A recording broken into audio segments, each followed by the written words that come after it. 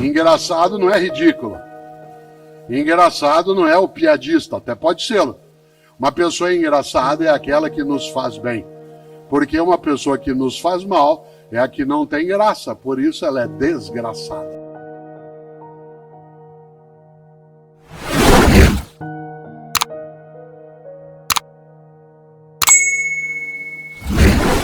A palavra graça, né, no latim, que é gracia, né, escreve com T, gratia, gracia significa aquilo que é protegido, que é cuidado, que é abençoado. Alguns dos cristãos, especialmente os católicos, têm uma oração que diz Ave Maria cheia de graça. Esta ideia é muito marcante, porque a expressão graça do latim, ela é uma tradução de uma expressão grega antiga muito bonita, que é caris. Caris. Caris, da onde vem carisma, da onde vem carismático, da onde vem eucaristia. Vocês sabem que o prefixo eu, em grego, significa bom, né, ou boa. Por isso, eucaristia é a boa graça, a boa bênção. Muita gente, quando partilha uma refeição, seja, né, dentro de uma igreja, de um templo ou de um outro lugar, às vezes dá graças, rende graças. Afinal, a expressão caris no grego antigo é cuidado, protegido. O que é uma pessoa carismática? É aquela que nos faz bem. E tem gente que se coloca como propósito fazer bem aquilo que faz e fazer o bem também naquilo que faz. Uma pessoa cheia de graça, há um termo para ela, que pode até parecer estranho, mas uma pessoa cheia de graça é uma pessoa engraçada. Atenção, engraçado não é ridículo. Engraçado não é o piadista, até pode ser. Uma pessoa engraçada é aquela que nos faz bem. Porque uma pessoa que nos faz mal é a que não tem graça, por isso ela é desgraçada. Uma cidade que nos faz bem é uma cidade cheia de graça. Um trabalho que nos faz bem é cheio de graça. O que se ausenta na graça, a gente diz que desgraça. Por isso, olha só, você já ouviu isso, ou já disse, ô trabalho desgraçado, ô empresa desgraçada, ô família desgraçada. E agora com as redes sociais então, a família pode mostrar em larga escala o que ela é um tribunal que não tem recesso, que funciona 24 horas de modo ininterrupto. E aí há pessoas que olham e dizem, ô família desgraçada. Eu moro em São Paulo, como disse, há 55 anos. É comum a pessoa dizer, ô cidade desgraçada. Ô governo desgraçado. Ô professor desgraçado. Quando eu era criança em Londrina, desgraçado era palavrão. A gente precisa cuidado. Eram duas palavras que eram proibidas quando eu era criança em casa. Desgraçado, que meu pai Antônio e minha mãe Emília impediam que a gente o fizesse. E a outra era lazarento. Hoje em dia nem faz muito sentido a palavra lazarento, ela parece um pouco arcaica, né? Minha mãe Emília, que faleceu com 93 anos, ela gostava muito de eu contar para ela duas piadas. E eu gostava de contar porque ela pedia para contar de novo. E eu podia contar outras vezes, não porque ela estivesse sem memória, mas porque ela ria muito. Uma delas é uma piada cheia de graça, porque às vezes eu dizia para ela que isso poderia valer para nós, claro que de modo humorado, em que diz que o menininho de 5 anos, a mãe proibiu que ele fizesse algo, ele virou para ela e falou assim, filha da puta. Ela falou, quem que é filha da puta? Ele falou, eu.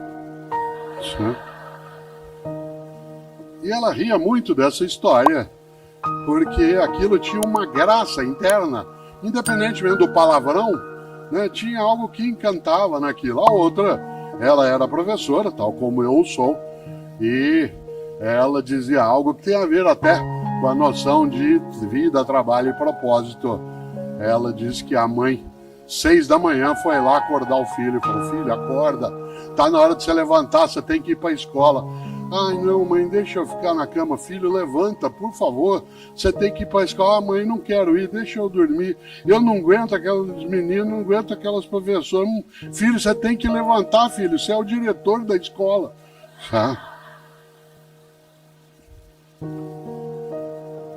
O tema Por que fazemos o que fazemos nos lembra algo no ponto de partida, que é segunda-feira, 6 da manhã, toca o teu despertador. Você quer dormir mais um pouco? É só cansaço. Você não quer levantar de jeito nenhum. É estresse. Qual é a diferença entre cansaço e estresse? Cansaço resulta de um esforço intenso. Estresse resulta de um esforço sem sentido. Uma vida estressante é aquela em que você não enxerga o propósito. Uma vida cansativa é aquela que você tem esforços intensos. Exemplo concreto. Toca o despertador, segunda-feira, você não quer levantar. Você até põe lá o automático para ele tocar depois de novo. Segunda-feira, 6 da manhã, você não quer sair da cama. Você não quer que ninguém te chame. Você vira para a pessoa com quem você está dormindo e diz, liga lá e diz que eu morri. Você está rezando para dar alguma encrenca no trânsito para não ter nada aquele dia. Como é que você cura cansaço? Descansando. Como é que você muda estresse? Buscando propósito. Evidentemente. O cansaço vem do esforço intenso. Há muitas pessoas aqui que são pais, mães, avós, cuidam de crianças, seja como adultos, em que é muito cansativo. Criança te exaure.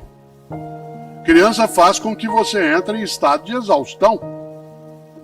Quantas pessoas aqui que são pais ou mães de crianças pequenas, né, não veem a hora delas crescerem sem saber que fica pior?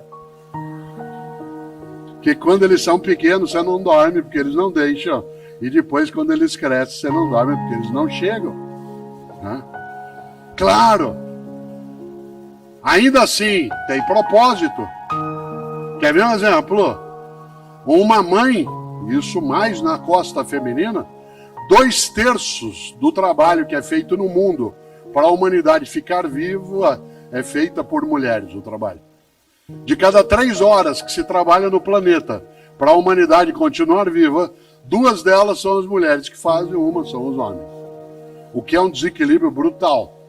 O que leva uma parte das mulheres a estarem ainda mais cansadas, mas não necessariamente estressadas.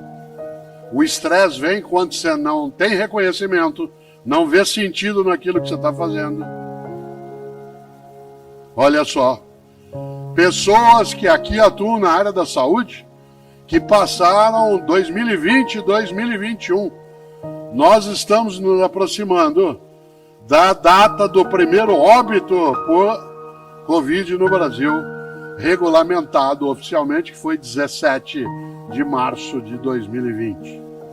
Eu nunca me esqueço, porque no 15 de março de 2020 eu fui fazer um programa de TV, um programa do Faustão. Aliás, eu estava nele a semana passada, lá no Arquivo Pessoal, sendo homenageado, que para mim foi muito honroso, mas fui fazer o programa e já era sem público. E nós não tínhamos óbito registrado ainda. No dia 15 de março de 2020, isto é, há 3 anos. A gente imaginava que logo aquilo sairia, o horror que veio, aquilo que nos marcou, machucou, feriu, colocou em luto de muitos modos. Só não foi mais horroroso porque mulheres e homens neste país e fora daqui, no seu propósito de cuidar, não desistiram. Ficaram cansados, exaustos. Você tem dezenas de imagens na cabeça, que aqui é da área de saúde, sabe? Na enfermagem, na física, na medicina, na nutrição, na área de apoio, no transporte. Pessoas que a gente via as imagens em setembro, outubro de 2020, caídas no canto, encostadas nas paredes dos hospitais, exaustas. E não desistiram. Ah, doença desgraçada. Então vamos enfrentar. E por isso um monte de gente cheia de graça foi atrás. Insisto, não confunda cansaço com estresse. A gente tem que saber qual é o lugar que a gente deseja e as razões. Eu, todas as vezes que posso, conto algo que eu vou contar agora de novo. Todo ano. Eu fiz isso agora dia 30 de dezembro. Todo ano eu chego, isso aparece até no outro livro, eu chego num determinado momento que eu estou quieto, sem ninguém perto, sem que a Cláudia esteja próxima de mim, para eu poder ter um pouco de quietude, né? E aquilo é uma coisa muito privada. E eu pego uma folha de papel, dobro em duas, só para fazer uma risca no meio, e deste lado da folha de papel eu escrevo por causa de. E desse outro lado da folha eu escrevo apesar de. Aqui nesse lado é por causa de, deste outro lado é apesar de. E aí eu coloco para mim perguntas e temas, do tipo: continuo casado com Cláudia por causa do amor, por causa do cuidado recíproco, por causa da alegria. Continuo casado com Cláudia, apesar das discussões, apesar de algumas encrencas. Continuo na atividade de docência e escrita por causa da partilha, por causa da formação, por causa da alegria. Apesar do cansaço, apesar da dificuldade. Atenção, isso eu faço para várias coisas. E a finalidade é só uma. Para cada uma das situações que eu coloco, se a lista dos apesares for maior do que a lista dos por causa, é porque eu tenho que mudar. Em outras palavras, se os senões, os obstáculos, ultrapassarem o número de razões, é sinal de que há alguma coisa errada. E aí o que eu estou tendo é uma vida desgraçada, a qual falte graça. Não é casual que dentro da palavra graça venha para nós alguma série de expressões que é gratuidade, que é a ideia de agradecer. A noção que em espanhol se usa, que é gracias, ou em italiano grazie. Aliás, quando você faz algo para alguém, a depender do idioma se diz gracias. Nosso idioma ainda usa muito obrigado. Obrigado, embora seja forte como respeito, carrega nele uma tarefa, que é eu te devolvo. Por isso, quando alguém diz obrigado, você, para impedir que ele queira devolver, diz de nada. Tem gente que transfere a dívida, terceiriza. Você faz algo, ela diz, Deus lhe pague. Fica mais fácil. Mas alguns idiomas, entre eles, como se mencionei, especialmente o espanhol, a ideia é graças. Por isso, para mim é imensamente gratificante, isto é, cheio de graça. Para mim é especialmente algo que me agrada, aquilo que faz com que eu saia melhor do que eu cheguei, porque no propósito que tenho, que é fazer com que você, por exemplo, até ficasse mais um pouco, até imaginasse que apesar do horário, do dia, do cansaço, você permanece. Eu, Cortella, agora estou cansado, mas eu não estou estressado, porque tem um propósito. Eu quero descansar quando for fazê-lo, mas eu não quero deixar de fazer o que aqui faço. E mesmo que fosse algo que não tivesse tanta acolhida como tive, tantos aplausos, tantos afagos, mesmo que eu não tivesse chegado aqui hoje e pudesse apertar a mão pela primeira vez, alguém como o Pepe, que vi tantas vezes jogar e que me deu alegrias. Quando me mudei para São Paulo, Pepe, eu fui morar a 3 quarteirões do Pacaembu. Isso no final de 1967. E até eu crescer um pouco, menino com menos de 18 anos não pagava. Eu ia ao Pacaembu às terças, quartas, quintas, sábado e domingo. Vi todos os grandes times, especialmente o meu. Algumas vezes aqui na Vila Belmiro. Para mim, o jogo mais marcante, um jogo aqui, Santos e Botafogo, onde você fez um gol. Aliás, se fez mais de 400, então alguns passaram por aí.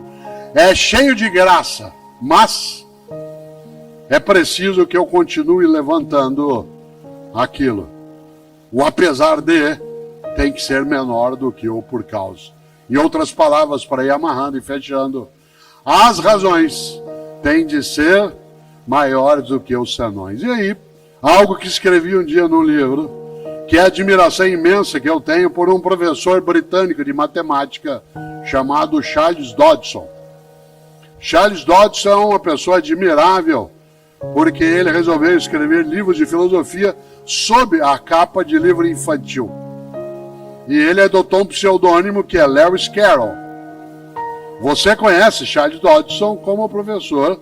Não, mas como escritor, Lewis Carroll, que fez Alice no País das Maravilhas, entre outras coisas, que é um livro de lógica. É um livro que lida com o pensamento lógico e com a falta de lógica. Você se lembra que Alice está brincando no jardim, vê um coelho branco, sai correndo, ele entra numa toca, ela entra junto, cai lá, e cai no mundo que as coisas parecem que não fazem o menor sentido. E ela está ali perdida, e é uma cena inesquecível, que você se lembra, eu queria retomá-la para fazer o fecho e depois completo, e aí termino de fato. Ela encontra várias vezes algumas personagens, mas o personagem que eu mais gosto é um gato. Esse gato que ela encontra algumas vezes, aparece só o sorriso dele, ou só o rabo dele. Uma hora Alice vê o gato no alto da árvore, fala assim: o senhor pode me ajudar? Ele diz: claro. Ela fala: para onde vai essa estrada? Ele fez para ela a grande pergunta da vida, que é: para onde você quer ir? Ela falou: não sei, eu estou perdida. Ele disse: para quem não sabe para onde vai, qualquer caminho serve. Sempre tem alguém que diz: mas não dá para dar um jeitinho. E aí é perigoso, porque para pegar o Brasil de agora, vamos lembrar uma frase antiga dos bombeiros: nenhum incêndio começa grande. Nenhum incêndio começa grande. Todo incêndio começa com uma faísca, uma fagulha, um disparo. Aliás, outro dia eu estava fazendo uma palestra sobre ética. Estava cheio, como hoje. Ao terminá-la, uma senhora se aproximou de mim e disse assim: o senhor não trouxe livros para vender? Eu disse: olha, eu não vendo livro porque eu não posso emitir nota fiscal e nem o ticket do cartão de livro, porque eu sou da área de prestação de serviços e por isso não tenho como fazê-lo. Ela disse: ah, mas não precisa de nota não. Eu falei: e o ticket do cartão? Ah, também não. Eu falei: a senhora estava na minha palestra? Ela falou: estava. Falei: então um de nós dois está no lugar errado. Claro. Por que eu estou dizendo isso? Porque uma das coisas boas dos novos tempos, e que é preciso a gente superar, inovar e transformar, é uma lógica muito perigosa, que é cada um por si, Deus por todos. Nossa nação precisa, na família, na escola, na empresa, na religião, da ideia de que é um por todos e todos por um. Afinal, eu repito sempre, como disse um dia Mahatma Gandhi: olho por olho, uma hora acabamos todos cegos. Olho por olho, uma hora acabamos todos cegos. Por isso precisa cautela. E eu estou dizendo isso nesse polo porque superar não é só aquilo que está dentro de nós, mas é superar também algumas formas nossas de fazer a vida coletiva. Daí que alguns livros, eles tratam também dessa temática. E o mais interessante é que o livro Não Nascemos Prontos, aliás, ele é apoiado numa ideia estranha, contra essa ideia. Tem uma ideia estranha que circula por aí, que diz que uma pessoa, quanto mais ela vive, mais velha ela fica. Isso é uma bobagem. Para que alguém, quanto mais vivesse, mais velho ficasse, teria que ter nascido pronto e ir se gastando. Isso não acontece com gente, acontece com fogão, sapato, geladeira, fogão de chapar de geladeira que nasce pronto e vai se gastando. Gente nasce não pronta e vai se fazendo. Eu, Cortella, em 2018, sou a minha mais nova edição. Revista um pouco ampliada, mas a minha mais nova edição. Eu não nasci pronto e vim me gastando, eu nasci não pronto e vim me fazendo. Em 2018 eu sou um novo Cortella, não sou inédito. Muito do que eu sou eu trouxe da minha história, mas eu não sou mais o mesmo. Isso significa que na minha história eu tenho raízes, não tenho âncoras. Cuidado, há uma diferença entre raiz e âncora. A raiz alimenta, a âncora imobiliza. Há pessoas que no passado têm âncoras e ficam o tempo todo dizendo: ah, no meu tempo, ah, aqui não é mais assim. É que nem colega meu da área de educação, professor ou professora, que diz uma frase estranhíssima, que é: ah, os alunos de hoje não são mais os mesmos. Que é uma coisa óbvia. Alguém que diz isso demonstra apenas um pouco de sanidade mental. Doença é alguém que sabe que não são os mesmos e continua dando aula do mesmo jeito que dava há 10 anos ou há 20. Se sabe que não são os mesmos, como é que faz do mesmo jeito? Ah, o país não é mais o mesmo. Claro que não é. Às vezes você fica parado e se torna atual. Por exemplo, eu uso barba sem tirar há 40 anos. Agora eu estou na moda. Faz 40 anos que eu não tiro a barba. E eu fiquei sentadinho no meu canto de barba. Hoje, o jovem de 17, 18, 20 anos usa barba também. Olha que coisa, eu não me mexi.